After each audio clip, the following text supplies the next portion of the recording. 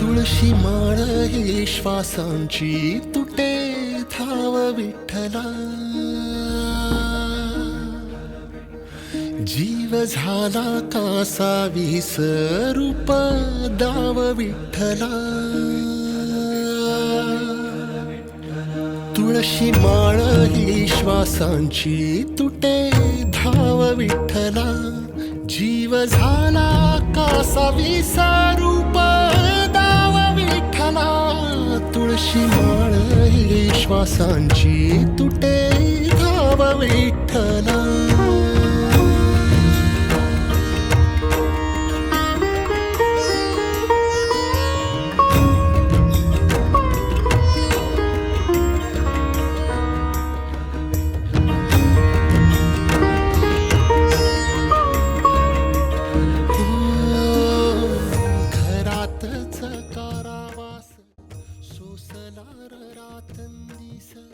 तुझा मानून या कौल नाही ओलांडलीस.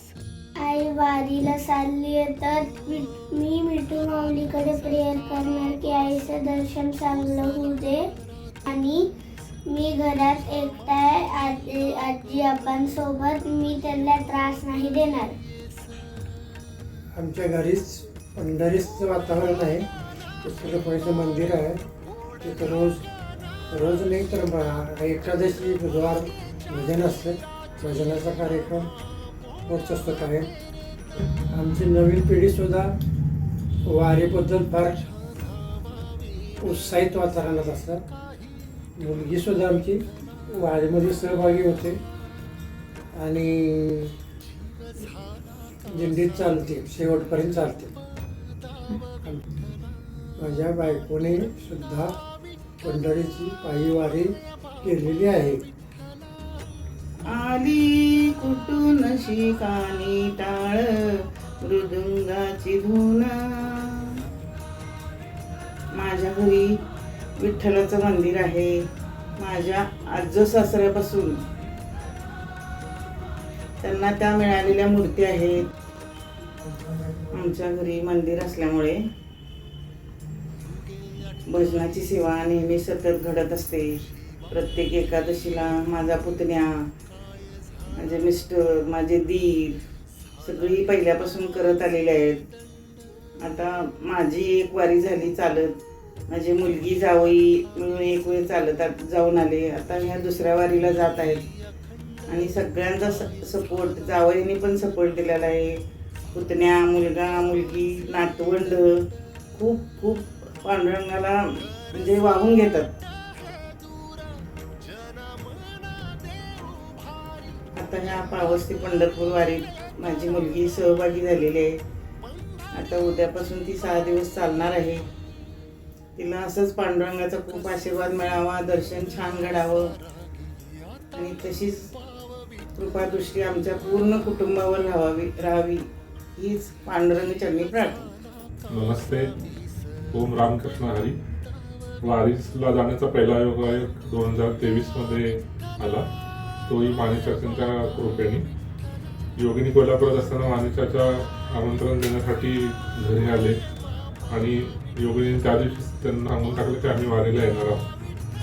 तर काही कारणास्तव मी बाहेरच्या देशात गेलो असल्यामुळे मला असं वाटलं की मी येऊ शकणार नाही. पण योगिनी मी नसतानाही ती वारीला गेली आणि परत मी रिटर्न येऊन तिला जॉईन करू शकलो. ती आमची पहिली वारी होती आणि विठ्ठलाने जणू काही आमच्याकडून स्वतः बोलवूनच घेतलं विठ्ठलाने आणि आम्हाला यायला मिळालं.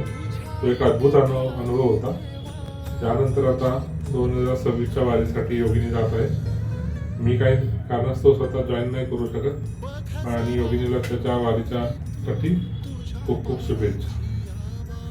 3 वर्षाच्या पाठीमागं योगिनीनं महेशनं दोघांनी वारी केली. आता आमची एकटी योगिनी करते. शुभ शुभ आमच्या इच्छा तिला. रामकृष्ण हरी.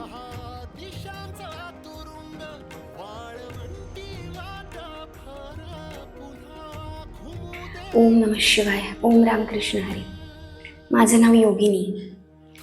मी, माझे यजमान महेश आणि माझा 8 वर्षांचा मुलगा मुकुंद, आम्ही तिघे पुण्यामध्ये राहतो. आमच्या दोघांचा जॉब आहे आणि मुकुंदची शाळा. तर ह्या सगळ्यांमधूनच वारीला जायची पण एक आवड. तर 2023मध्ये मला आणि महेशला एकत्र पहिल्यांदा पायी वारी करायचं भाग्य लागलं. त्यावेळेचा आमचा अनुभव खूपच अद्भुत होता आणि त्याच वेळेस मला तो सगळा अनुभव लिहून नाही काढता आला किंवा रेकॉर्ड नाही करता आला. त्याच्यानंतर नेक्स्ट इयरला मी काही अनुभव फेसबुकवर पब्लिश केला होता. तो लोकांना खूप आवडला आणि असं मला जाणवलं की काही लोकांचा इंटरेस्ट आहे की वारी काय आहे हे जाणून घ्यायचं. तर आता 2026मध्ये पुन्हा एकदा योग जुळून आलेला आहे पांडुरंगाच्या कृपेने. तर यावेळेस आम्हाला दोघांना नाही पण ॲटलिस्ट मला तरी पुन्हा एकदा आई आषाढी वारी करण्याचं भाग्य मिळते आणि आज त्याचा पहिला दिवस आहे. काल पुण्याहून रात्री मी आणि महेश आष्टामध्ये आलो. आष्टा माझा सासर. आणि इथून आता दुपारी आम्ही जाणार आहे अंकलीला. तर ही दिंडी आहे पावस ते पंढरपूरची. तर पावसमध्ये स्वामी स्वरूपानंद महाराजांची समाधी आहे. तिथून ही पालखी निघते आणि पंढरपूरला जाते.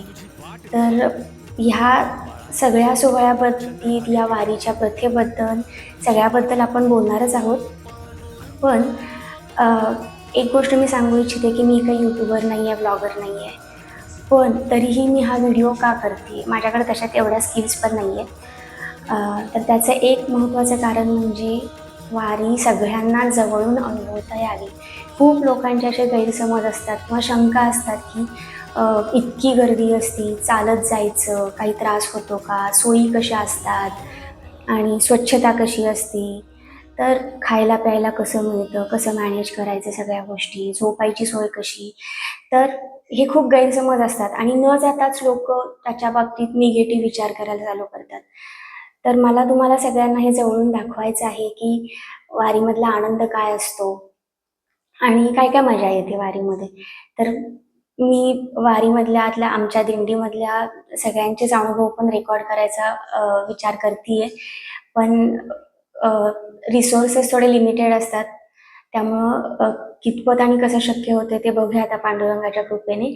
तर आज आहे 18 जुलै शनिवार आणि आज सध्या मी आष्ट्यामध्ये आहे आणि इथून आम्ही दुपारी निघणार आहे अंकलीला. तर ओम राम कृष्ण हरी. बघू कसा होतोय माझा वारीचा सोहळा हा सगळा. तुला माहिती आहे वारीमध्ये छोटी छोटी मुलं पण असतात आणि ते चालतात पूर्ण. मग मी पण येतो. गुड.